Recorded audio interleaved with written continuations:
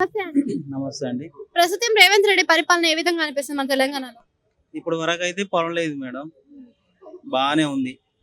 అంటే ఏ విధంగా బాగుందంటున్నారు? అంటే అప్పుడు అంతకుముందు ప్రభుత్వంలో వాళ్ళు కూడా చేశారు పనులు. చేశారు గానీ అప్పులు ఎక్కువ తీసుకొచ్చి అది మనకు అప్పుల భారం ఎక్కువ పడేసింది మేడం.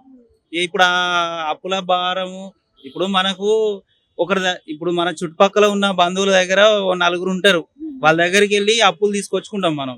తీసుకొచ్చిన తర్వాత ఆల్రెడీ అతను కాకుండా మళ్ళా వాళ్ళ తమ్ముడు పోయి మళ్ళీ తేవాలంటే అక్కడ అప్పు పుడుతదా మేడం?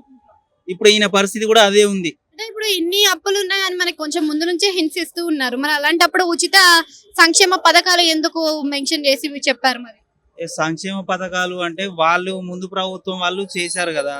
అదే రకంగా వీళ్ళు కూడా ప్రభుత్వం ఆధీనంలోకి రావాలనంటే జనాలను ఆకట్టుకోవడానికి ఇలాంటి ప్రయోగాలు చేసిండ్రన్నట్టు.